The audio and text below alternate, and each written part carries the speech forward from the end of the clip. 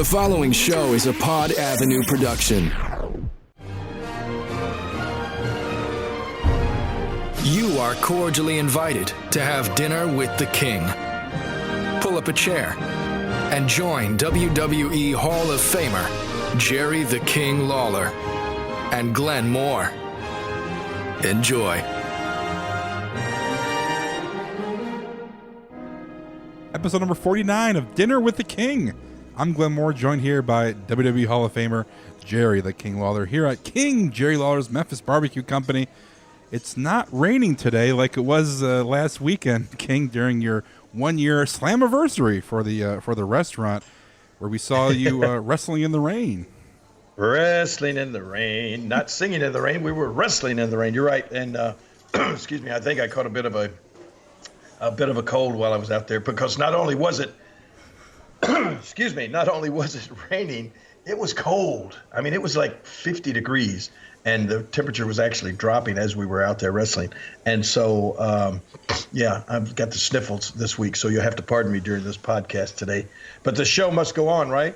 It is, but we're going to keep it short this week, King, for you, since you're battling the weather of wrestling in the rain. Have you ever wrestled in the rain before this past weekend? Yeah, you know what? A couple of times over, you can imagine, over 46 years of doing wrestling shows, I've wrestled in everything. Mud, pudding. As a matter of fact, I'm going to be in barbecue sauce coming up at the Memphis in May next month, or actually after April. Memphis in May, that we have the big barbecue celebration down here on the river in Memphis, and barbecue cooking teams come from all over the world to compete in this big competition. They started this a few years ago. It's called Barbecue Sauce Wrestling. Yeah, where some of the top teams that come here, it's a chance for them to take their frustrations out. Other than, I mean, you know, if they don't win the barbecue cooking contest, I mean, all of these guys that come here, all of these teams that come to Memphis think that they have the best barbecue in the world. And they literally do come from all over the world to compete in this. And so, you know, and they're always bad-mouthing each other, but then that's about as far as it could go. So somebody came up with the idea a few years ago to let some of these guys actually get in the ring and settle their differences and find out, you know, not just whose barbecue is the best, but who can wrestle the best. So it's become an annual tradition. And this year, I am going to actually referee the barbecue sauce wrestling matches. Ooh. But speaking of, I've wrestled in the rain in the past. I've wrestled all sorts of stuff. The snow? And the snow. Now, let me think. Yeah, I think I would have to come up to your home of Cleveland to wrestle in the snow. But I don't know. I don't guess I've ever really wrestled in the snow. But speaking of the rain, down here in Memphis, as you can see, beautiful sunny day today. But we've gotten into one of those, it's like a weather pattern where it's beautiful through the week, and then it starts raining on Saturday and Sunday. And, of course, this week coming up is our St. Patrick's Day parade down on Beale Street, and a lot of things going on. You know, it's the beginning, it's spring break, and a lot of people are in town for that. Our club down on Beale Street is doing great. But, of course, now it's going to rain again this weekend. So that's no fun. No. And up in Cleveland, it's been 30 degrees and cold, so I'm looking forward to spring weather in the summertime. I've been watching that on the weather. I hear about I'm sure the Cleveland Indians are glad they're out in Arizona for spring training, and you know that happens every year though up there in Cleveland. It's snow right at the beginning. Once after the season starts, you guys usually have a snow up there in Cleveland, don't you? Yeah, well, they had to move the games to Milwaukee about 11 years ago. So yeah, it happens. Some days you get really nice weather, and then some days you get the snow. So we'll see what happens. Blame it on Donald Trump, that bastard. Yeah, blame everything on him. Just everything. Yes, everybody blames everything on Donald Trump. Donald Trump. All right, so for this show, we're going to continue our Do You Remember? Because our last two shows have been very successful. Oh, you love Do You Remember? I do, because, well, I know, simply because you love to point out the fact that I don't remember very well. Well, our shows have been successful because you have remembered very well about certain topics over the past 40-plus years of your career. So we're going to keep it short this week, though. Only got a few of these for you to do. But before we get into that, I know we talked about guys who should be in the Hall of Fame, and really quick, I want to send out well wishes to Vader, Big Van Vader. Yeah. He had heart surgery. I think it was on Tuesday morning. He was having heart surgery, and he was going to be in the hospital. He has tweeted out since, no update, but he has been tweeting, so obviously he made it through the surgery. But well, did it say what was it, like a bypass surgery, or was it? He didn't say. He just said being put in or something. He just said that Some he of was those are a little more serious than others. right. Because he just said he was going to be in the hospital in the AM for heart surgery, and going to be resting a lot. So I love Vader. Vader was always one of my favorites growing up as a kid. Just the whole, the monster guy, and also in WCW when he had the huge head attire with the mask, the smoke coming out of the mask too. I love Vader, and I think he deserves to be in the WWE Hall of Fame. But well wishes to him. Oh, I think that without a doubt, one of these days he'll be in there. What did you think about Kid Rock going in? I mean, the celebrity wing yeah. is just. I mean, it's anybody can get in if you have any involvement with WWE. But well, Andy Kaufman apparently can't. And that's unbelievable. But Kid Rock, hey, he had a lot of great. Oh my gosh, he's been involved in with WWE for like 20 years. I mean, he's done so many different things, and just a cool guy. I mean, not only do I love his music, but I've had the opportunity to meet him several times at the shows, and then he was at Memphis in May, I think.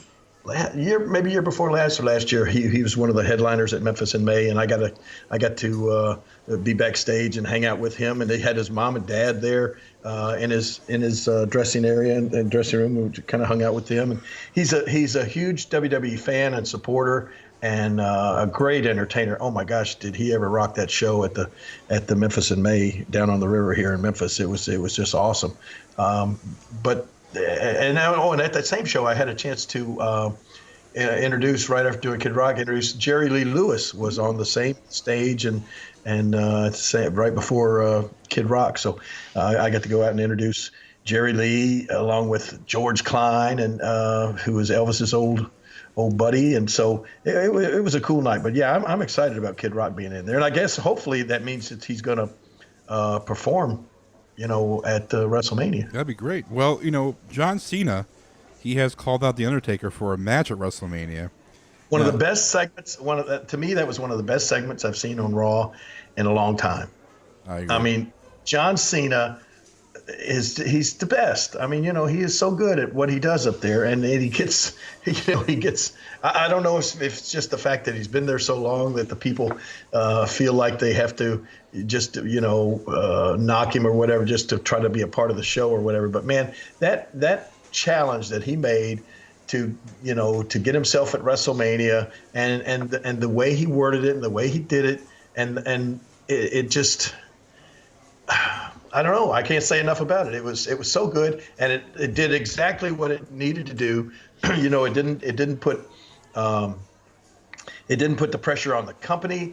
It was like John Cena going out on his own and making this challenge, and then all of a sudden the things that he said made it personal between he and the Undertaker, where he almost he's almost shaming the Undertaker into accepting this challenge. And I think the people, with some of the things that John Cena said during that interview, the people felt they could feel it. I mean, they could feel that emotional, and they I think they felt what the Undertaker had to be feeling when he heard that challenge from John Cena. And I think it's going to be a match made, and I think it'll be great.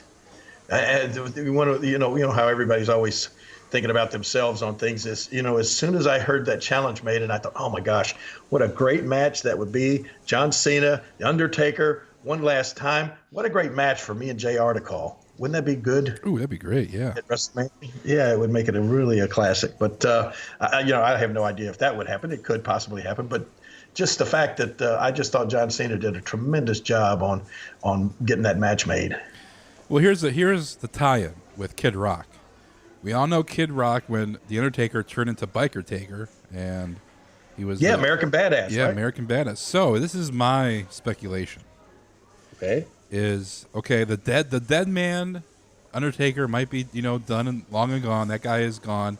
But could we see the return of Biker Taker with Kid Rock coming out and, singing American Badass, and here comes the Undertaker down, and here's Dead Man Inc., that variation of the Undertaker character. That one's alive and well, but the Dead Man is gone.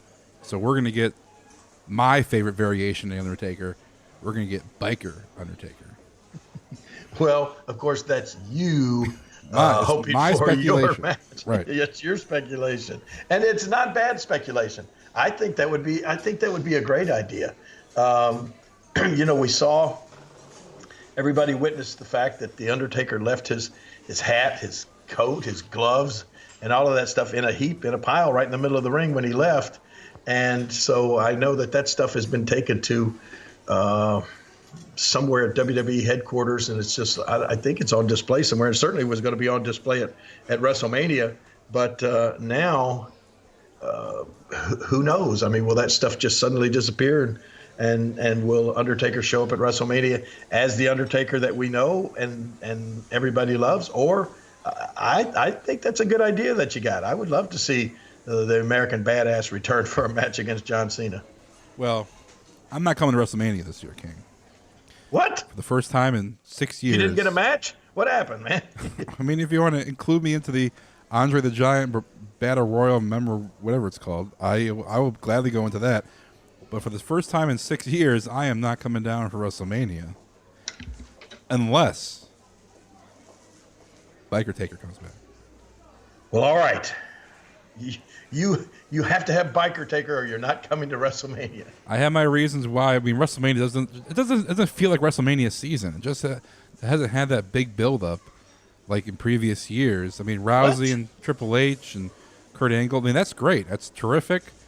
But it doesn't have that kind of WrestleMania feel that I feel like in years past has been there with like Rock versus Cena. Just other main events, Daniel Bryan against Triple H, the whole authority, figure. It doesn't have that same kind of feel. So the only way I'll come down for WrestleMania in New Orleans is if we see the return of the Biker Taker. I'll gladly come down and watch that match against John Cena if we get Biker Taker. So that's my only. I was going to say if The Rock came back, which is not going to happen, and if Biker Taker came back. So one of those two happens, I'll make the trip. What if JR and I get to call a match together? What happened there? I mean, I can't hear you, though. Oh. If I'm in the crowd, I can't hear you. So it'd be great, but I would rather listen at home so I can hear you guys. Oh, I see.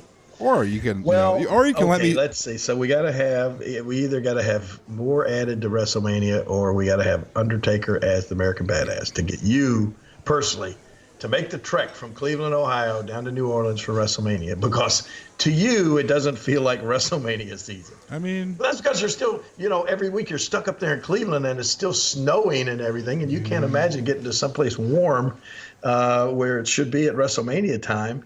And so that's probably the part of it. I think that all that cold weather up in Cleveland makes people, miserable. I don't know, sort of depressed and not happy. It's true. Right? No, it's true. You're absolutely correct. It's a seasonal depression.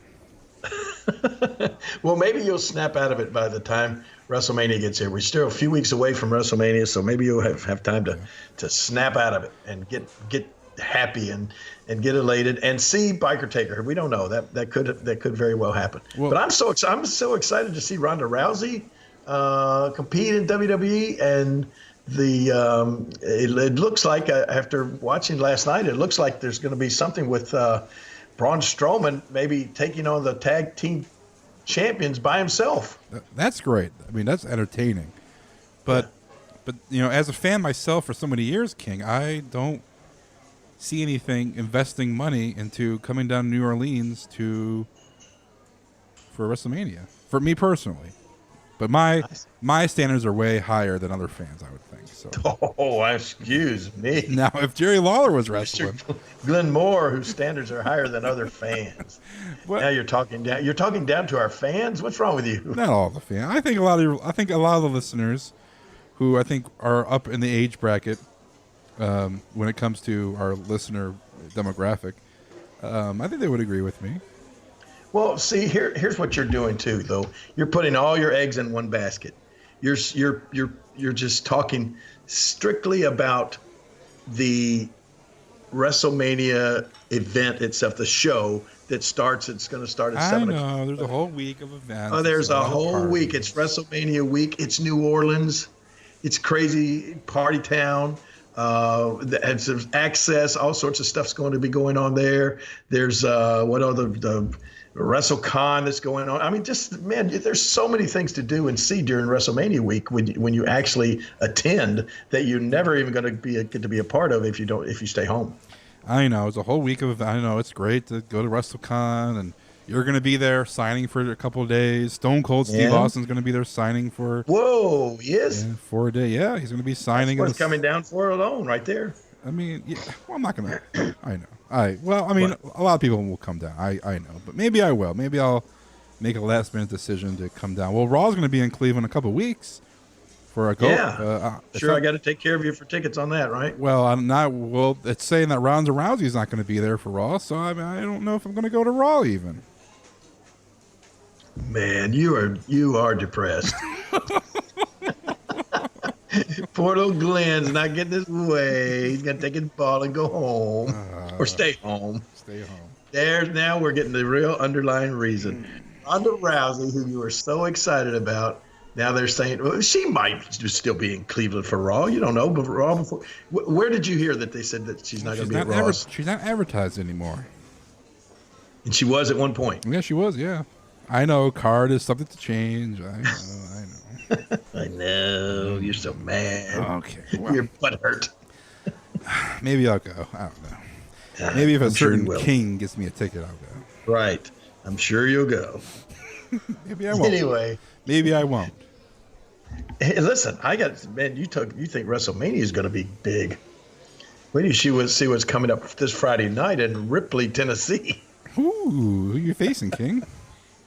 Heck, I don't know. I think Dangerous Doug Gilbert again for the umpteenth time. But isn't Jake the Snake Roberts going to be there? At Dyersburg. He's in Dyersburg the following day. Yeah, this is another busy weekend for me. I don't know how I do this stuff, but thank goodness these are kind of close to home. Ripley, Tennessee is Friday night. It's going to be a big show there in Ripley. And then Saturday, I think there's a Comic-Con in Dyersburg, Tennessee that I'm going to be at during the day. And then I'm doing a double shot that night.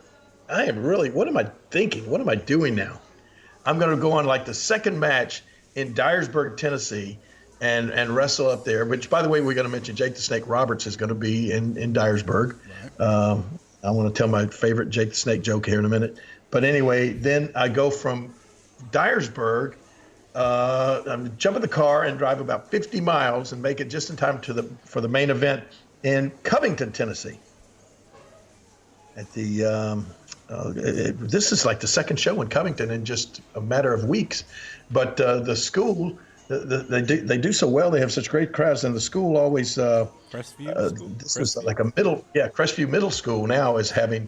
I think this their girls softball. It's a fundraiser for them, and so we're doing that show. We go up there and help them out with whenever they're trying to raise some money up in Covington. So we're going to be there this weekend, and it's going to be busy. It's going to be fun. And you know how I knew it was going to be in Crestview? Wow. Because it's on KingJerryLawler.com. All your events, the calendar is on KingJerryLawler.com. So you've been working hard on that, and we're about to get that done. I just got I got the pictures yesterday that you're going to be posting. That the pictures are in the shop that are going to be for sale. Those things are going to be available really in the next couple of days. You got to get something on that opening page. What do we need? Once you get those headshots, I'll make a graphic announcing it, and then you get your Pro Wrestling Tee store. And I think everybody listening is going to buy a shirt from the King. Wow. ProWrestlingTees.com. Everybody needs to wear a shirt. You can't go topless these days. No, you can't. You gotta wear a shirt. We're going to have some old school Jerry Lawler, designs, and also maybe some current designs with Jerry the King Lawler, some new designs. So all those will be on his Pro Wrestling Tee store once King gets some designs. KingJerryLawler.com. Yep. That's the website. Yep.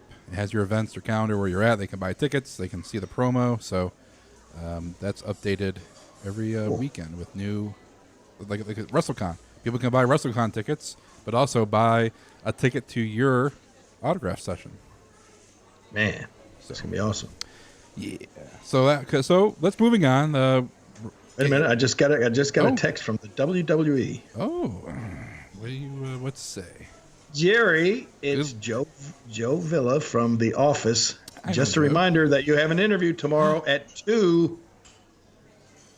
Ooh, with who? How about that? Let's see. They sent another text the other day telling me who it's going to be with. I think it's let's see here. Hey, King, this Thursday from 1 to 1:30, and now Joe says it's at 2, 1 to 1:30 Central Time. Can you do a phone interview about WrestleMania? And my answer was, hell no. No, and my answer was, sure. And so thanks, King. Anyway, I guess now it's at 2 o'clock. But it's about WrestleMania, and it'll be with some radio station somewhere around the country. Yeah. That just happens a lot during WrestleMania season. People are talking about WrestleMania all over the world, and so we have to talk to them. Yeah. Tell them about it. And Joe Villa's a good guy. PR guy, Joe Villa. He's a great guy. Joe Villa is a great guy. He really is. Yeah. There's not any bad guys up in WWE that work in the office. There's a bad guy. Who? Vince McMahon. Vince McMahon. I love that. Oh, that was the other thing I loved. When Roman Reigns walked backstage and gave everybody a real true glimpse of the gorilla position. Yeah, that was great. Well, we've seen everybody hears about the gorilla position, and of course that's where it was named after Gorilla Monsoon. That was right as the right before the wrestlers come out, or right as they go back into backstage. That little area right there is where the show is controlled from that area. That's where the wrestlers are waiting to, until they hear their music, and then boom, they pop out through that curtain. And of course, the guys that kind of basically all the direction from the show is happening right back there. You saw Vince on headsets. You saw Shane on headsets. Sometimes Triple H is back there on headsets. Sometimes, it's just that's where the brains of the show are happening right there. And Gorilla Monsoon, of course, used to sit back there, and he would time the matches as they were going on, because you have to everything when you're on TV. You just got a certain length of time for each segment. So things have to happen on time, and that was what Gorilla Monsoon used to do in the back. He would help keep guys in line and get them going out at the right time and coming back in at the right time, that sort of stuff. So that place was named the Gorilla Position, and that name has stood forever in honor of Gorilla Monsoon. So to see, and that's like it's not a secret. Most people knows that it happened, but just it's never on camera. There's really no reason for it to be. But then when Roman Reigns walked back there, Monday night and confronted Vince, I thought that was really cool, because I've seen that gorilla position. Everybody has thousands of times, but it's just very seldom ever seen on TV. So I thought that was neat. Yeah. In the past documentaries in recent years, for like WrestleMania shows, they do show the gorilla, people getting ready in gorilla position, ready to go out for their match. There is one. I don't think have they ever shown Vince sitting over there. Yeah, they do. I like to talk about how Vince is on headsets, and that's his little corner. That's where he sits, and he's got his buttons to push, and he can talk to everybody at any given time during the show. He can talk to the announcers, he can talk to the director, he can talk to the cameraman, he can talk to the referee. He's that's his position of power right there, and I thought it was cool to get to kind of see that. There was last year where Kevin Owens and Chris Jericho had their match, and it was a Kevin Owens documentary on the network. And after his match, I'm sure every guy goes through the curtain, and they go to Vince, or they ask Vince, how was it? How was the match? Right. And Kevin Owens. Well, not everybody does that. Right. Kevin Owens went to Vince and said, how was that? And Vince hated the match. This is on documentary. This is not speculation. Exactly. That's why I said not everybody goes and asks Vince how it was. And you pretty much know yourself how it was. And so unless you thought it was a 5-star match, you're not gonna take it upon yourself to walk over and ask Vince McMahon, how was my match? You just don't do that. Most of the time guys are kind of slinking through there, just hoping to not be seen. Well, Owens goes up to Vince and says, how was it? And Vince didn't like it. And Kevin Owens is like standing there like a kid that's got in trouble, waiting for his punishment. Just and Vince is running the show still, so he can't go into detail on why he didn't like the match.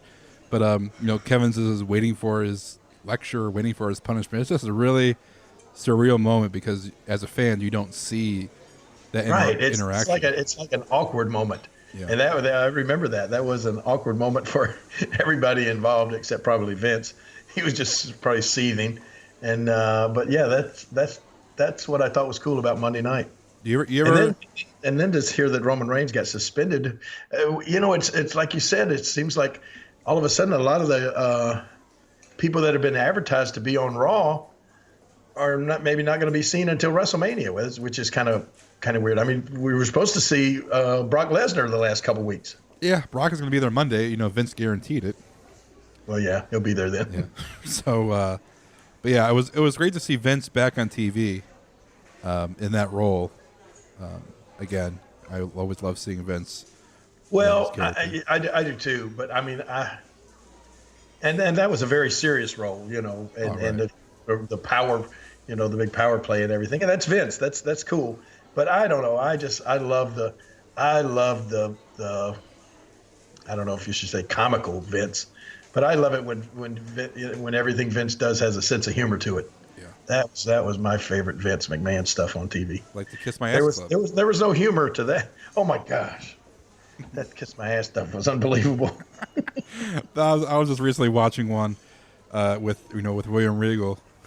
And here's Vince. I think William Regal was the first one to get in the Kiss My. Well, JR was in the Kiss My Ass Club, right? JR. Oh yeah, there were a lot of people that got in there. But William Regal was the first, and here's Vince. Did we do that? Did we play the soundtrack from that on our podcast yet? Kiss My Ass. Yeah, the one with William Regal. Yeah. Oh, no, I don't. Wait, you really should. You really should. I know you can do anything on your computer, but you really should just play the soundtrack and listen to mine and JR's commentary while the stuff is going on in the ring. You don't even need to be able to see it. You can just visualize through our commentary, what is taking place. It was classic.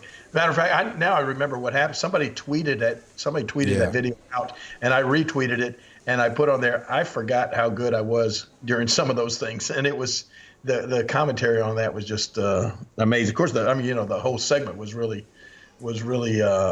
over the top and everything, but the commentary just went so good with it. I don't want no chap lips. Can you find it? Just play the real thing. Come on. Get down there. All right then. Pucker up. Man, I don't know, but. What do you mean you don't know? Oh, wait. It gets better than that. That's what I thought. I knew it. Oh, no. He is not going to do this. Yes, this is going to be great. You do want to be employed, don't you? It's a good job, believe me. You want it, don't you? So, are you ready? There it is. Look at that. Go ahead, kiss my ass. Oh. Wait a minute. Come on. Yeah. Pucker up. Don't you love sports entertainment? Oh, no, it gets better than that. No way. Oh, my God. Kiss it. Go ahead. It's a nice-looking ass. Vince. It's broken. It's cracked. Vince. And watch. I can even make my ass do tricks. Watch this. Don't cut the cheese. Riggle's got to look ahead. Riggle's got to look Kiss at my fear. ass. Wait a minute. What's he doing now? I'm not about to let anybody kiss my ass who has chapped lips. Oh, no, you're kidding. Put that on. And now he's got to use Vince's own Put it on. chapstick. Can I borrow your toothbrush? Oh, I'm so glad to be back to see this. I thought Regal, I just don't think Regal's going to go through with this. What do you mean? Put it on. Let's get this over with. He got some big lips, too. He can French kiss a moose. Come on, get down there and kiss it. This is gonna All be right. Now, damn it, kiss my ass. Join the club. Charter member. Is he going to do it? Oh, I'm about to faint. What if he passes gas? I I don't believe it. This is the greatest moment in the history of the WWF. The dignified William Regal after he Was that funny or what? Oh my gosh! And this, when you were there and watching that in person and having no clue what was going to happen next, that was so much fun and so funny. God, it was funny. Well, this reminds me of a tweet that we received on Dinner with King, was that a person likes to have relations with his girlfriend while listening to the show, with the podcast. Remember that tweet we got? Remember that? Oh, I thought you were talking about me. What are you doing here? Oh. Okay, no, I do remember. Is that I got a couple like that. Somebody said that when his girlfriend, I think one guy sent me a tweet that said when his girlfriend watches the old Raws and hears me say "what," that she gets so turned on, and he appreciates the fact that. So that was my comment was what. Yeah. Anyway, but then no, you're right. There was another one that likes to listen to, or likes to have relations while they're listening to the podcast. Yeah. That person's got to be weird. Well, the girl likes to listen to the podcast. How could listening to this show make you want to have sex? I don't know, but there was another one. What? This other person said, it turns me on when Glenn does the Vince McMahon voice. Yeah, but the bad thing was that was a dude. Well, he says just kidding. Said what? He says just kidding. So. Oh, okay. No, the person says. Let me hear you do the Vince McMahon voice real quick. No, it has to be. You can't do it on the spot. It has to be something. You got to give me something to say. So Jim Anderson, he says, I usually listen to Dinner with the King during sex. My girlfriend loves it when Jerry Lawler says what? In a weird way, it turns her on. Thank you, King, for helping a brother out. What? That's great. I'm going to have to try that with Lauren, but for some reason, I don't think it'll have the same effect. God. Well, there are kids around. I can name some scenarios that you can say what. Please. No, please don't. Yeah, well, okay. Yeah, we won't. But no, I don't. Do you believe Jim, though? I don't believe Jim. That really happens? Yeah. No. He's just trying to make our day, brighten our day a little bit. And I appreciate that. That's nice of him to send a tweet like that. Speaking of, I put a poll up on our Dinner with King, and which guest would you like to hear on the podcast again? It was Terry Funk, Jim Cornette, Jeff Jarrett, and Jim Ross, and the winner was... I don't even know. Let me guess. Oh, you said it. Jim Cornette? Jim Cornette won 37% of the votes, then JR came in second, then Terry Funk, then Jeff Jarrett. Yeah. I'm surprised Terry Funk didn't get more votes, but Jim Cornette is... So we might have Jim back on the show. You never know. All right, so let's get into the meat of the show. Let's get into our... Didn't he just do a WWE show that's up now on the network? Yeah, WWE photo shoot where a guy sits in... Well, a person... Have you seen it yet? Have you seen Cornette's? Yeah, I watched it immediately when I love Jim Cornette. I watched it as soon as it dropped on the network. Was it hilarious? Did he cuss or whatever? What happened? He didn't... I think he cussed, but they bleeped it out. Oh, okay. But it's WWE photo shoot where a person sits in front of a big screen and they have photos come up on the screen and you tell a story what that photo means or the backstory behind it. And he had some of the Memphis days where he was a young kid, the spoiled brat with a rich mother, and the origin of the tennis racket, being a photographer for Jerry the King Lawler matches. So it was great. Then Vince Russo came up on the screen. Oh gosh! And he was like, next slide. Don't even want to talk about him. Next slide and the next picture. So it was great. I think anybody who loves Memphis wrestling or loves Jim Cornette should buy the network. Yeah. So when you have the network, that you can just pull that up anytime you want to. Anytime you want. That is great. So it was great. I was really pitching the network the other day to some people at our grand opening. I keep wanting to say grand opening. It's our 1 year anniversary of our grand opening here, but some people that were here last weekend for that, I was giving them a chance to. And it's so funny. I don't know why. I think the majority of the time they spend trying to sell the network is on the network, and you're preaching to the choir. People already have the network if they're watching that, but. Because there's just a ton of people out there that don't realize how much is available on the network for 34 cents a day. It's crazy. And I told some guy, it's 34 cents a day. He said, what? He said, what? Oh, that girl just got turned on. But anyway, for 34 cents a day, you can get the thing just like that. I mean, how much was it worth for you to watch that Jim Cornette thing and be able to watch it anytime you want? Just that show alone. Definitely. I mean, I watch all the old pay-per-views and Raws from back in the day. The SmackDowns are all on there too. And to go back and be able to watch that thing that we just heard a few minutes ago, the Vince McMahon Kiss My Ass Club, and that was just one of those segments. I mean, like we talked about, they had JR out there, and then if you remember, then Vince got put into the Kiss My Ass Club by The Rock, and was it Rikishi or Yokozuna? No, I think it was Rikishi. The Rock and Rikishi, and The Rock shoved Vince's face right into the butt crack of Rikishi. Oh my gosh. And then one thing later on, Triple H and Shawn Michaels shoved Vince's face in the Big Show's butt.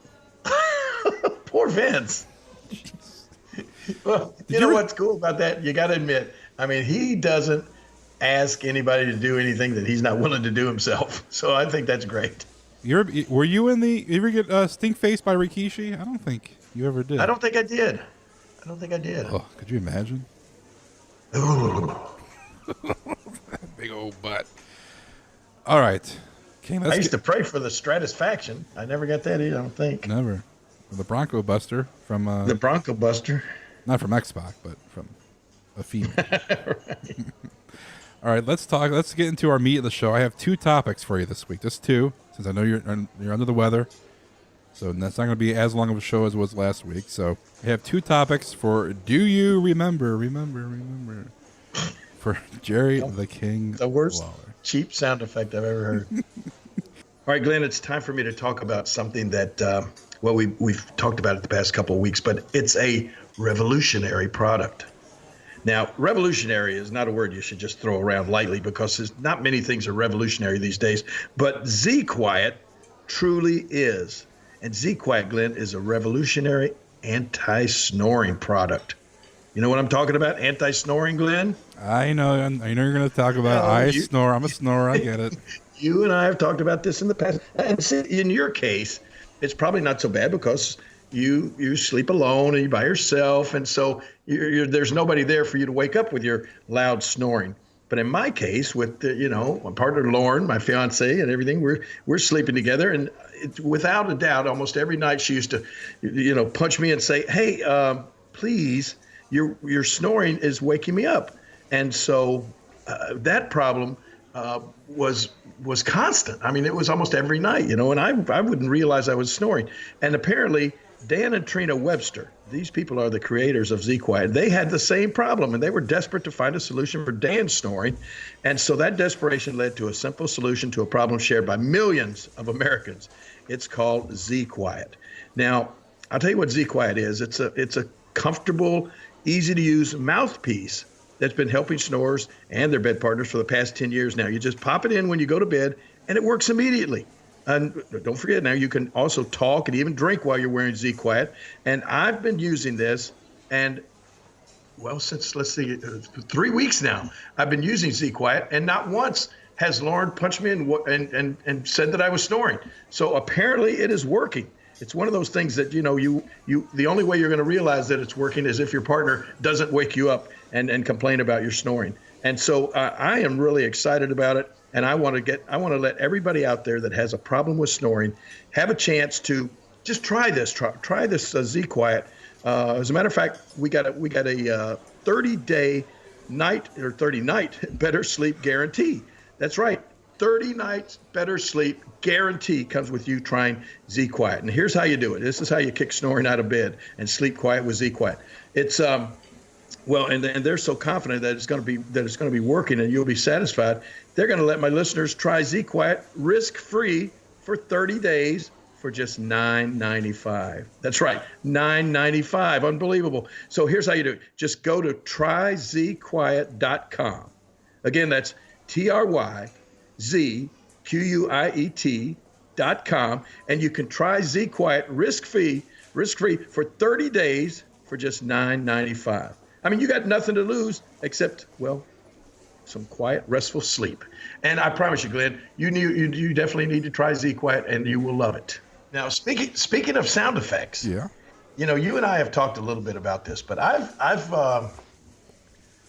been wanting to add a little more spice to the show. I've been wanting to add some sound effects to the show. Okay.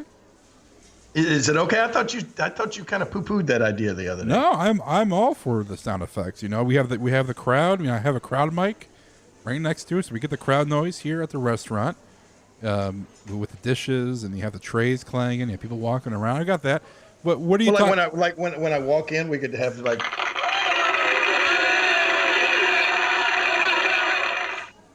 No. I mean, that's no. Yeah, I mean, we can do that. I mean, that happens anyway. We can say something like, "Hey, is that JR sitting over there?" Stone Cold. No. Okay. All right, we can do that. Let's see what else we got here. If we ever need a drum roll. Oh wait, no, that was a cymbal. That wasn't a drum roll. You're killing the bit, King. Yeah, and then maybe I should have looked at this a little better before I pull this thing out. Yeah. Here's one we could use for you all the time. Come on. What did that sound like? Like a fart. Oh, please. Like I had some. This is what made me think of it for the Kiss My Ass Club. That was the sound effects I was using all during that segment. Oh, wait a minute. What is this? That's Glenn when he says he's not going to WrestleMania because Ronda Rousey's not going to be at Raw.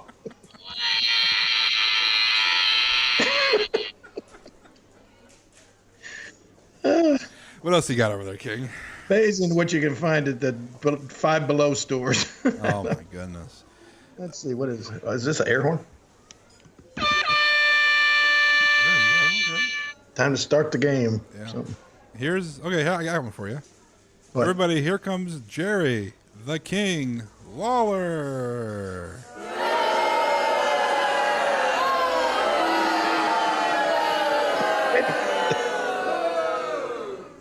That's not a good reaction. I thought it was a mixed reaction, but not good. Here's what I would say to that. Oh boy. Anyway, all right, let's move on. What were we talking about? Maybe adding sound effects are not a good idea. We gotta, yeah. That was all right. If I say get out of here, you can do this. There he goes. You bought that with the Five Below store? Yeah. What is it? Just like a? I don't know. It's a little thing. It's a little plastic thing. That's got a bunch of buttons on it. 1, 2, 3, 4. Yeah, like 16 buttons on it. Different. What's this? Oh. Yeah, there you go. So now you can just start your own radio show. You got the sound effects all set. And laughter. Oh. That was supposed to be laughter. Not loud enough. No. Don't want to say what that could be. What?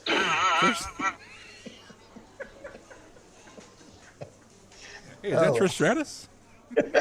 Wait a minute. Say that again. Is that Trish Stratus?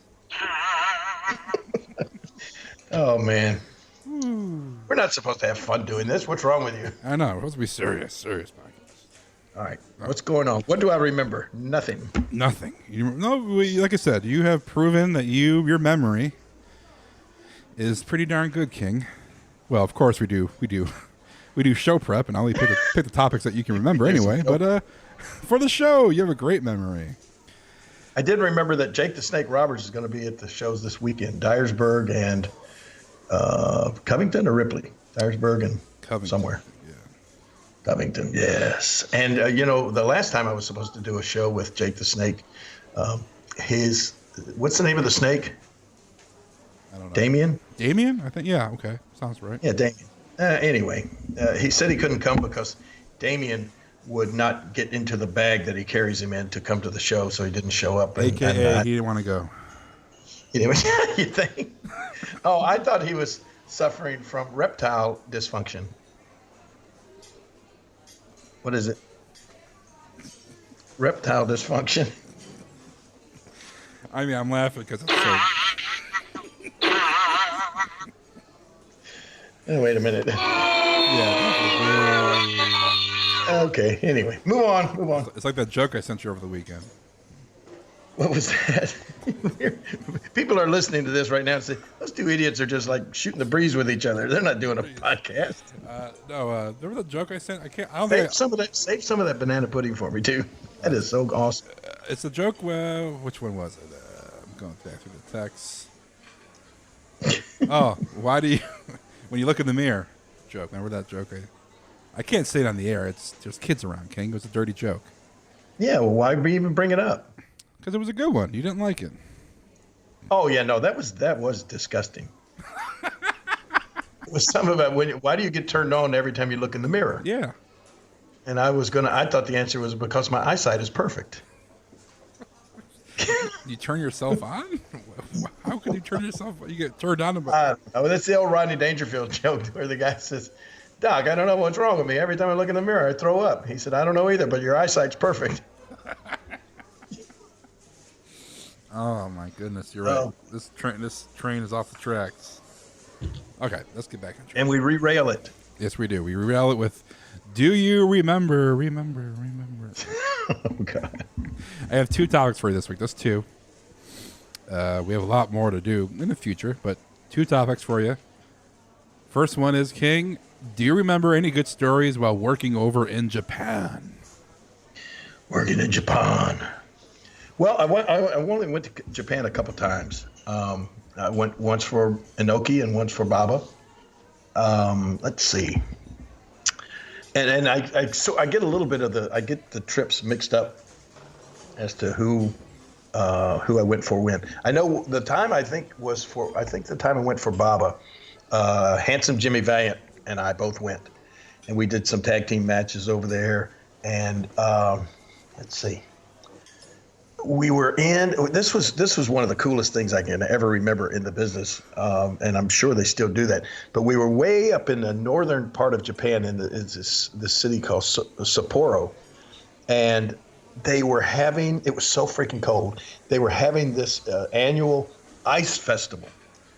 I mean, you could probably Google this or look it up or whatever. But in Sapporo, Japan, every year they have this ice festival where they, I think the Japanese army soldiers and everybody come in, and they build these gigantic ice sculptures all over the city. There's like maybe 50 of them, and they're as big as a building. It was insane, and that was just like the coolest thing I had ever seen at that time. These big ice sculptures all over the city of Sapporo, and the snow was literally, oh man, oh my goodness. The snow. What are you looking at it? Yeah, some photos on my end on the computer. These are huge and massive. Oh my gosh, it was crazy. I'd never seen anything like it. I thought, how on earth do they do that? But anyway, and the snow, literally there was like 6 feet of snow on the ground at the time when we were there.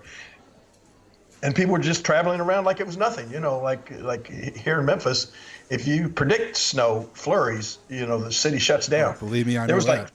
There was like 6 feet of snow there, and they had actually tunneled. They had tunneled in the snow, like places for the sidewalk, where you're literally walking in a snow tunnel. There was snow over your head and all around you and on the thing, and you're just walking through these tunnels of snow. And the other thing I remember, that the wrestlers were so popular over there that, as I said, it was probably close to probably. The temperature was in the teens, and 6 feet of snow on the ground. And you look out the window of your hotel, and there were several hundred kids and wrestling fans just standing outside, just waiting to get a glimpse of any of the wrestlers. And they're just standing out in this frigid weather and, asking for autographs and all of this sort of stuff. That part of it was really cool. The time I went for Inoki, let's see. I did experience a lot of stuff there. First of all, I think I went for Inoki the very first time, maybe. Oh, I don't know who I went for first, but anyway, when I went for Inoki, I got to bring along. The only way I would go is I kind of held him up a little bit, and I said, if you let me bring my wife, Paula, along at the time, and pay for her trip, I'll come. So anyway, they agreed to do that. I went over for just basically like a week. And most of the guys were on a 3 to 4 week tour. And I'll never forget that Bob Orton, Randy Orton's dad, Bob Orton Jr., he got really upset with the fact that they let me, that they flew over my wife as well. I guess maybe, they had never done that or didn't do that for many people or whatever. And he was on the tour over there for like 4 weeks, and they let me come over for a week and bring my wife. And I think he's sort of held that against me ever since. He's never been overly friendly towards me after that. But that was like one of the first times I ever remember meeting Bob. But we had my wife there, and Antonio Inoki. Paula was very pretty and everything, and Antonio Inoki during the match, the big match that we were at, he had her come out and sit. He was sitting ringside. He wasn't actually wrestling on that show. He was dressed in a nice suit, and Antonio Inoki was like, he was almost like the president or something, in Japan. He was just this huge, famous, news-making personality. It transcended wrestling. He was just a big star type person there. So anyway, he was sitting on the front row of the matches, and he had my wife sit with him. And all of a sudden, the next day, it was like on the front page of all the Japanese newspapers. Who's this mystery woman that Antonio Inoki brought to the matches with him? And who's this lovely lady sitting next to Antonio Inoki? It was like they were trying to make a big scandal out of the deal, But and that was kind of cool. Then in one of the second night I was there, the second match, I tried to pull one of those Randy Savage deals. You know how Randy would always climb to the top rope, stand up on the top turnbuckle, and then dive off, or not dive off, but jump off and like do the double axe handle on somebody's head that was out on the floor. Right. So you're diving, you're jumping all the way down from the top turnbuckle down to the floor. And in this case over there, it was not like no kind of padding at all on the floor. It was just a concrete floor. And I don't know how I landed wrong or whatever, but I thought I had broken my foot. I got this huge stone bruise right on my heel, on my right foot. Landed right on the heel of my right foot, and it was just the most painful, agonizing thing. And then after the matches and the next day, I'm going around trying to get some sort of relief for my foot, and all I could think of was getting some hot water and soaking it in like Epsom salt and water. And of course, I could communicate with nobody. I think it's a lot better now that more people speak English over there. But at that time, this was in the 80s, you couldn't find anybody that could speak any kind of English. So I'm going from store to store the next day, hobbling on my foot, and I wound up going into what was a pharmacy or a drugstore. And I get out a piece of paper and a pen, and I start drawing a picture. I remember drawing a picture. I'm pointing down at my foot, so I draw a picture of a foot and my heel, and I put like this big rock, like a boulder, falling on my heel. When I draw this picture, and all these shock waves coming out of my foot, and then I draw a picture of like a bucket of water, and I'm pouring salt into it, right?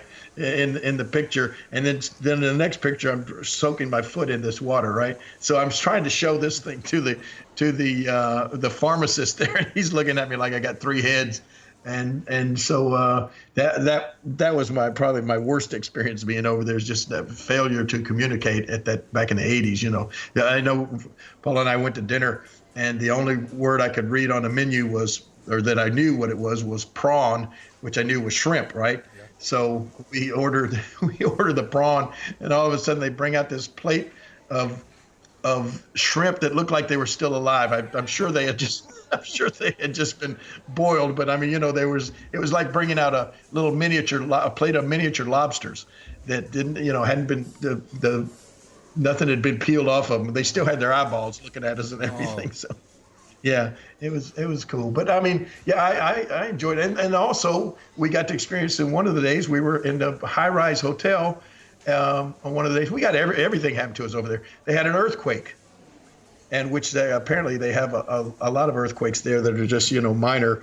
And this was kind of a minor one. But we were up on like the 45th floor of this high-rise hotel, and you could feel the entire hotel just swaying back and forth.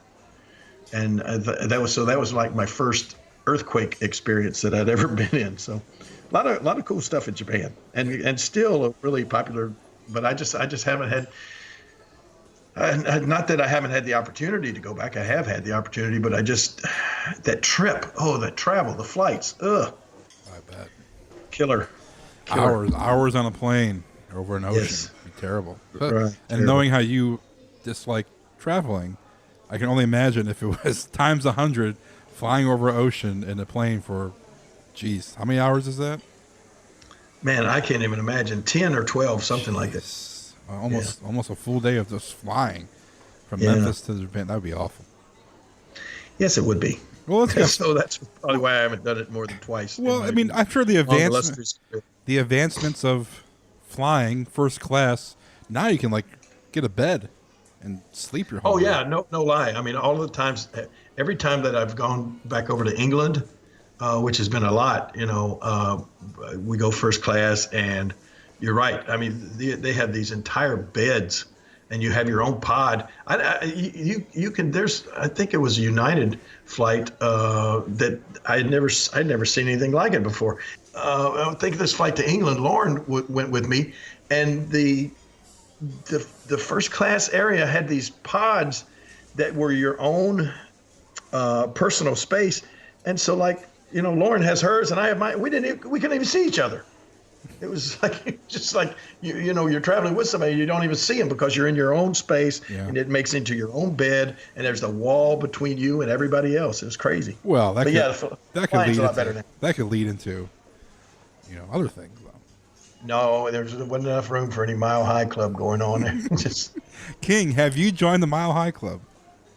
I've how many years have I been flying? 46. No, I can honestly say I never have. Oh, wow. That's good.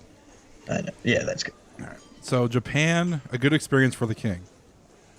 Yeah, it was, with the exception of my foot getting hurt, and the taxi ride when we got there for Inoki, the taxi ride from getting picked up at the airport, taking us to the hotel. That was my first experience of traveling in Japan, in Tokyo or wherever. It was like I told Paula like 5 minutes in, I said, we're not going to make it. We're not even going to get to the hotel. We're going to be killed right here in this cab ride. It was the craziest, scariest driving I've ever seen in my life. Yeah. So you've been offered to go back over there, like not recently, but I'm sure. Oh yeah. I was offered several times. Yeah, it's true. Travel. You like to travel. That's why Jerry Lawler is stayed in Memphis and became the king of Memphis, because it's home. Right? I don't like to travel. Yeah, I like to travel. Is a traveling man. Well, here's the last. Do you remember for this episode? Keep it short for you. This is just a question from a fan. I didn't write down who sent it in via Twitter, but I apologize for not mentioning your name on the show. But they want to know, King, do you remember when you realized you made it in the wrestling business? Oh gosh. I'm speaking for myself personally right now. Yeah. I honestly felt like I made it in the wrestling business when I had my very first match for the Gulas Welch promotion in 1971, and I was in a TV match, a job guy getting my brains beat out by I think either Tojo Yamamoto or Don and Al Green or the interns or somebody like that. I was thrown into those TV matches, and at that time, that was all I wanted to do. I thought that was the biggest deal was to wrestle on TV and to be seen in a TV match. I didn't even think that the big deal was to be at the Coliseum or the Ellis Auditorium at the time. I thought the big deal was being in TV matches. And so the very first match that I had, that's when I felt like I made it in the wrestling business. And I'm sure that what people are asking when they ask this question is they're looking at made it as something different. But I honestly thought in my mind that I was in, I was there. And at that time, I didn't have any dreams of grandeur or accomplishments of being a champion or anything like that. I just wanted to wrestle on TV. And so that's when I first felt like I made it in the wrestling business. And so it's from that time on, I never really looked at anything as to say, oh man, I finally like bucket list or something like that. I finally did this, or I finally accomplished that.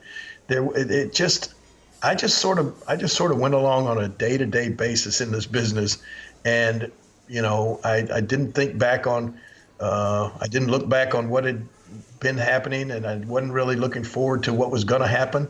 I just always did this thing, day by day. And so I never really looked at anything and said, wow, now I've accomplished that. I've really, it was always like, hey, what am I going to do tomorrow?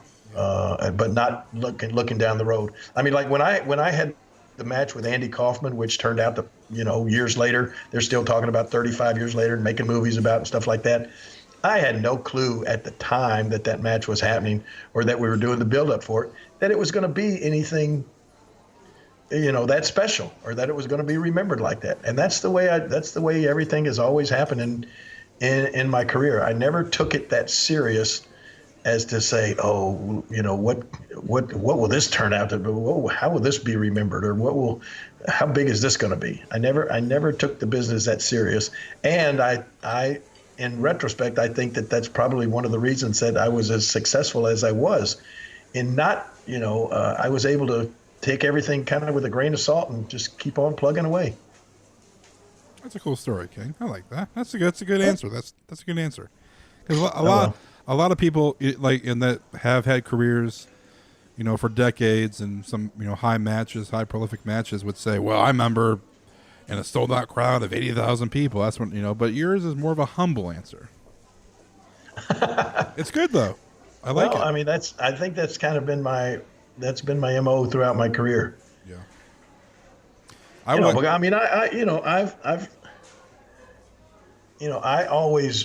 always kept in the back of my mind and always realized that whatever I was able to accomplish, or whatever,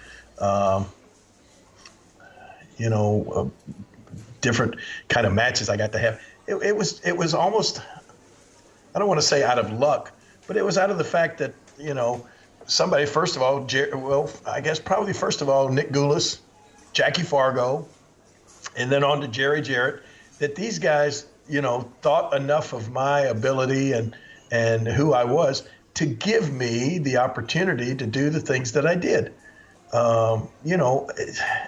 I mean, and that's what I think a lot of times guys lose sight of, in the fact that they start believing their own hype or their own publicity or whatever, and they lose sight of the fact that, hey, they only got to be where they are because somebody gave them the opportunity. Somebody, anybody in the WWE, and I'm not going to name any certain names, but when Vince McMahon sees somebody, or the creative people see somebody, and they see in their mind something in those people that say, hey, let's let these people have the TV time, let's give them the push and that sort of stuff, and that it could happen to anybody, but who it happens to, those people are extremely lucky. It's just, and I look back and realize that I was extremely lucky in the fact that Jerry Jarrett believed in me enough to give me that exposure, to give me that push week in and week out on the TV show. And that, and I realize, and I do accept the fact that it's like in a football game, you get handed the ball, and then it's up to you to what you do with it. You can fumble, or you can, gain a couple yards, or you can run for a touchdown. So, that part, then once you get into that part, then it is something that you can be proud of what you do with that opportunity. But you got to always remember back that, you were given an opportunity that when you were given it, a lot of other people weren't given that same opportunity. And a lot of other people could have probably done exactly what you did with that opportunity if it was given to them. So I've always kept that in mind, in the back of my mind, and realized that, and think that I'm really lucky to be where I am and to get the chance to do what I've got the chance to do. I want to have one match in my life, one wrestling match. That's all I want before I pass away. You want to have a match with who? Anybody. I mean, anybody. Just one wrestling match. One respectable. Oh, I thought you said a match with your wife. Oh, no. I would love to have. Oh, you said in your life. Yeah, my life. I would love to have one respectable wrestling match in my life before I pass away. Just one. That's all I want. Against Jerry the King Lawler tonight. What the heck? No, I'm just kidding. Ripley, Tennessee. Dyersburg. We're going to go all over the country, baby. Come over to Dyersburg this Saturday, and you come over to my table where I'm signing autographs or drawing sketches or whatever, and turn over my table, and we'll make the match there at the Comic-Con and go right over to Dyersburg and for, what are they, Pro Wrestling Mid-South, and we'll have our match. Okay. Bring it on, I kid. could have a match with you. You know that easy. Oh, it'd be great. No, it probably wouldn't be great. No, it'd be great. I could have a match. I'll sell for you. I would hope so. No sell. No sell the pile driver. No sell the punches. Nothing. There he is. He's the new phenom. I'll kick out that name. That name just don't cut it. You got it. What would be your wrestling name? Oh, I don't know. I mean, Glenn Vader. Glenn Vader. Glenn Vader. Well, you said you love Van Vader, Big Van Vader. Yeah. I don't know. You're the creative mind. You're the man with. Oh, I could come up with a gimmick for you right any time in a minute. We'll come up with one right now.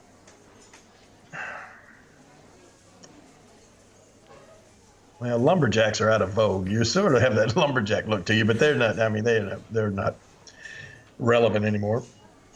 Let's see. Oh, poor lumberjack. I apologize to any lumberjacks listening to the podcast. I don't think there are lumberjacks anymore, are there? Oh, of course. They're probably lumberjacks who use machines now to cut trees down. But yeah, that's what I mean. Still a lumberjack. Let me see. You got that scruffy beard. You're big. You're a big guy. Yeah. I don't know. You got that every guy look to you. I'm going to have to do some work to just come up with something specific. How about you think about it, and next week, I'll give you a week. You remember, man, that was remember a time that to me was like a cool time when, I mean, if you got a job at the WWE, no matter who you were or what you looked like, and I don't know if Vince I'm sure Vince had the final say so, but everybody had to have a gimmick, and it didn't have to be anything special. I mean, because if you remember, I mean, there was like being a garbage man was a gimmick. Remember, I had a series of matches with Duke the Dumpster Drosy. Yeah. You remember that? Yeah. He was a garbage, supposedly. In the daytime, his real job was a garbage man, and by night, he was a WWE superstar. And then there was, Steve Kern. Remember Steve Kern? We had him down here in Memphis as one of the fabulous ones, him and Stan Lane. I mean, these guys wore sequin tuxedos to the ring. They had the bleach blonde hair. They were really ruggedly handsome guys. The girls went crazy for him. And then when he got to the WWE, I think Vince looked at him and said, we're going to make this guy he's from Florida. Let's make him like an alligator hunter or something. And they called him the Skinner. Yeah, Skinner. Skinner, yeah. And then another guy we had down here is the Dirty White Boy.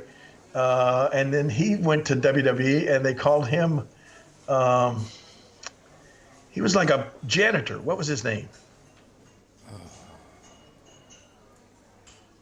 I know what you're talking about, and it's on the tip of my tongue, but I'm looking up it right now on.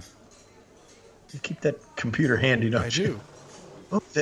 Anyway, I remember doing some commentary with TL Hopper? TL Hopper, yes. Yeah. He was a janitor. He was a wrestling plumber. Plumber, yeah, not a janitor. He was a plumber. What am I saying? Low-hanging jeans and a stained undershirt. Yes, and down here when he wrestled for us, he was Dirty White Boy. Hold on. What do you say? I'm gonna be some dirty-looking guy or something? No, I'm saying that you're just sort of an every guy. I mean, you could be any.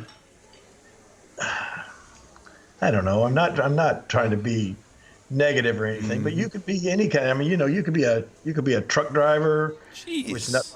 There's nothing wrong with being a truck driver. I know. I'm saying I like to. Was the son of a plumber, and let's see. I mean, man, I know we have truck drivers listening to the podcast for sure. Yes, absolutely. I used to want to be a truck driver and a bus driver. We haven't ever had a bus driver. You could be the Ralph Cramden of the WWE. I drive a bus to the ring or something. Yes, that'd be great. I mean, you don't look like a hockey player. Remember when they had a hockey player? Yeah, the goon. The Goon. Yeah. Gosh, everything you can think of that they became a character. Yeah. I mean, I guess I'm not offended by being called a school bus. What? Would you put me in some yellow tights with? I'm not saying you're a school bus big driver. old stop sign on it and some lights and stuff like that. Is that what you're saying? No, I don't know. I'd give you a tough guy gimmick because you look like a bruiser type guy. Yeah, I can grow my beard out long and be part of the Moondogs. Oh my gosh, yeah. I just wrestled Moondog Rover twice last weekend. I know. I didn't even know his name was Rover. Spot and Cujo and every kind of dog name you can think of, but this guy was Rover. And he said he'd been wrestling as Moondog for 19 years. Wow. I'd never seen him before. I have to come up with a finishing move, though. Do what? I have to come up with a finishing move. Yeah. My finisher.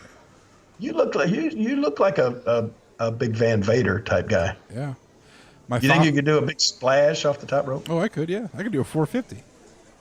Yeah, right. No, I'm kidding. I know you're kidding. No, my father, he has like a reddish beard, and he looks like Vader. Maybe a little bit miniature, a little bit smaller, but all through my high school years, everybody called my dad Vader because he looked like Vader.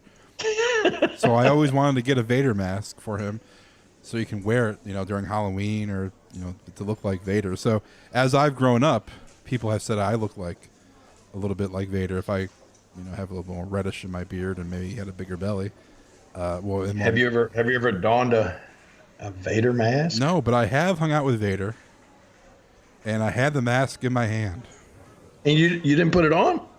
No, Vader would have probably knocked me out. I'm just going to tell you this. There's my quick Vader story, and he knows this.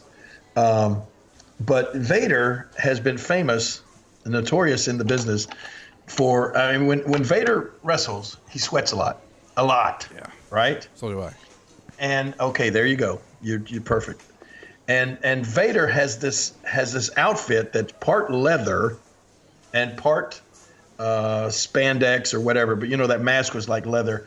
And when it gets soaking wet, and when his outfits get soaking wet, Vader was famous for just as soon as he got through with his match. I mean, he would go to the bag, he would shower and everything, but he would just throw his tights in his bag, zip the bag up, and go on to the next town and he was notorious for not opening that bag until he got to the town next night. Honest to God, we were wrestling. We had a show one time in Troy, Tennessee, and we flew Vader in for this. And Troy is about 85 miles from Memphis, and so we were on a tight schedule. Vader was flying into Memphis. I was picking him up at the airport and going straight from the airport up to the. It was like a high school in Troy, Tennessee, the high school gym where we were wrestling. So, boom, I pick up Vader at the airport. He throws his bag in my trunk, and I didn't realize it, but he opens his bag. When he throws it in the trunk, he opens it up to, I guess, let his tights air out, right?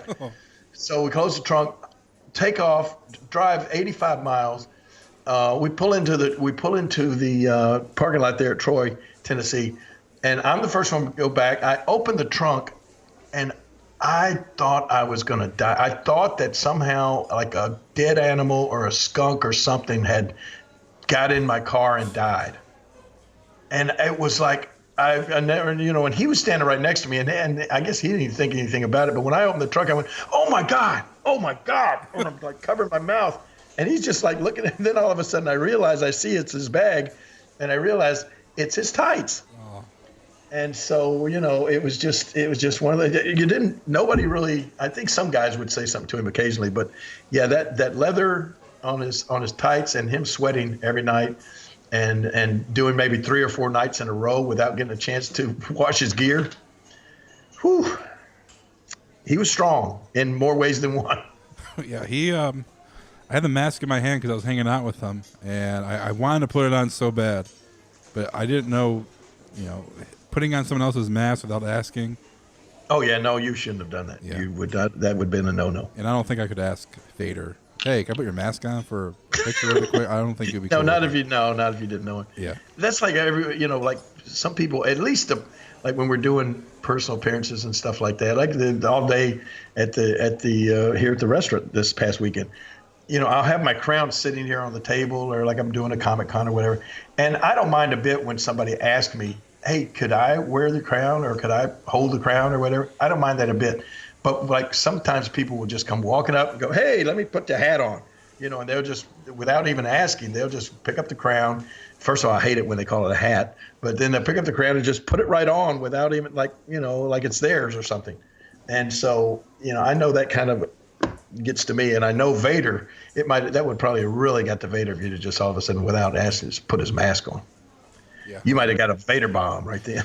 Yeah, well, he didn't have his gear with him. He was just doing like a in-ring appearance thing, and he only had his mask, and he had like a shirt and some swishy pants. So he didn't have any gear. Swishy pants. Yeah, swishy pants. You tell me Vader wore swishy pants? He wore swishy pants, and then he came out and cleared the ring, and he just threw some haymakers at some unsuspecting young wrestlers.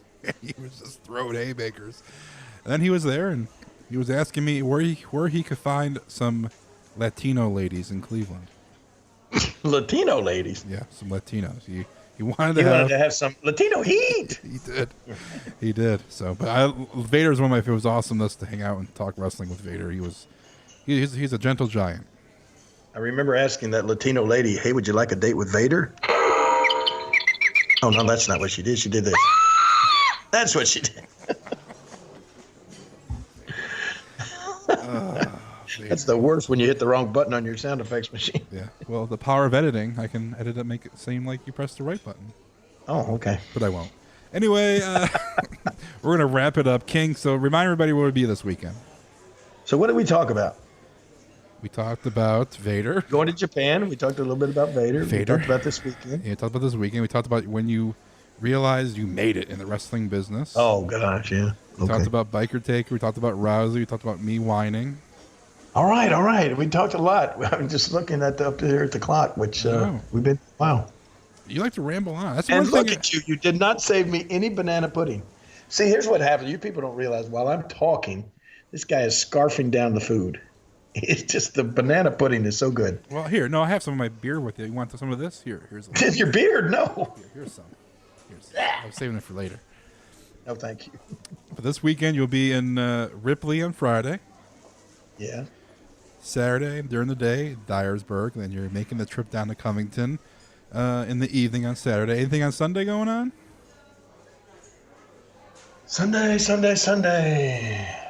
think so. Sunday. I think you're off. No, I'm off Sunday. Amazing. I'm off Sunday. Off Sunday. Then I go. The next weekend, I'll be in Anaheim, California for the WonderCon.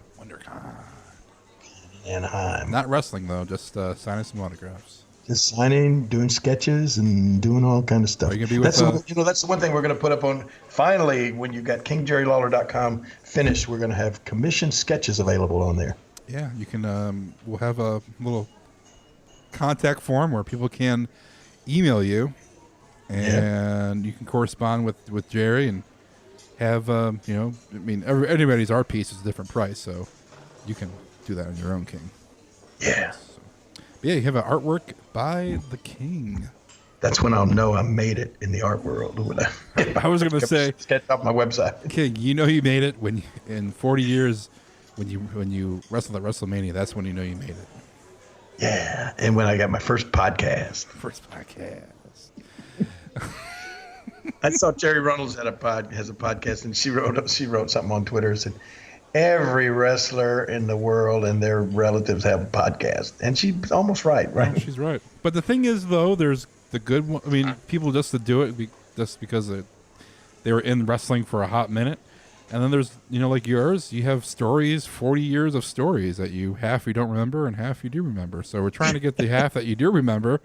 And these stories will stand the test of time, too. I mean, even after you're gone, I'm gone, the podcast will be available for people to listen to. So, Yeah, What do we see care? 50 years from now.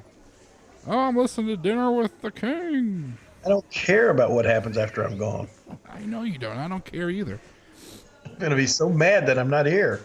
I'm just like, You're gonna be dead. You're gonna be mad. I know, but happy? I'll be mad that I'm missing out on the Cleveland Indians games, and just think of all the cool stuff that's going to still go on after you're dead. I mean, imagine if there is there's an afterlife, and and you just get to watch everything. Yeah, and watch. I mean, you get to watch it. That'd be great to be. Yeah, that would be awesome. You can go to any Indians game you want to, just roaming around. Well, I don't know if that's the case because I read in the Bible that it says there is no sadness in heaven. That's true. So you're not going to any Browns. So you won't be able to watch a Browns game. Imagine, but let's imagine if you won't imagine because you won't know, but like the year that we lose the king, that's when the Browns win the Super Bowl. What a terrible thing to say. What a way to end the podcast today. That'd be awful. I would feel so bad. I'd be like, oh, King. I'd have to come visit your grave and be like, King, guess what? The Browns won the Super Bowl. Woohoo! And then I'll hear a faint echo. What? No. When you stand over my grave and you say, guess what, King? The Browns won the Super Bowl, you hear this.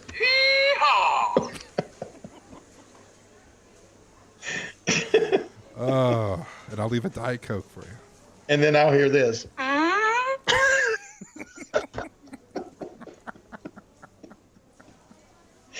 I definitely think we should add the sound effects to the show. I'll be like, I just had some Jerry Lawler barbecue before I came over to your grave, King. Had some of the baked beans. All right, let's get out of here. Let's get out of here. All right. So we'll talk to everybody next week. It's WrestleMania season, so maybe we'll talk some WrestleMania. Maybe we'll have some more. Maybe I'll have a surprise guest. You know what? I'm going to get a surprise guest for next week, King. Did we talk last week? I think we talked last week about the big show that's coming to Saudi Arabia, right? No, we didn't. We didn't talk about that. That's one of the topics of next week. Next week. Speaking of travel, looks like I'm going to Saudi Arabia. What? Yeah. To do what? Commentary? Yeah. So you're going to do commentary for the possibly be in the world's biggest Royal Rumble. Whoa. This is, we can't tease for next week. We got to hurry up and talk about it this week a little bit. So you're telling me. I'm telling you that April 27th, there's going to be the world's biggest Royal Rumble. Oh, I know. That's been announced. 50 guys. And I'm going over there. And you're going to wrestle in it. Well, I didn't say I was going to wrestle, but there's a good possibility that, me and JR are going to be doing some commentary on it. And there's a very good possibility that my music may be played out of 50 superstars. Good grief. Are you? That's great. I hope you're on the no touch list. Well, maybe we could get me off that list just for the world's biggest Royal Rumble. Well, that'd be great. So we'll talk. Then I'll know I made it in wrestling. 48 years later. I finally made it. You finally made it. Wrestling in Saudi Arabia. Oh God! Speaking of travel. Oh my God! I know it. Saudi Arabia. You know what JR said when they told him we was going to go to Saudi Arabia? What? I thought it was going to be the boo. Oh, no, that was me. Boo. Okay, I'll go. All right, we'll talk about more that and more on next week's podcast. The preceding show is a Pod Avenue production.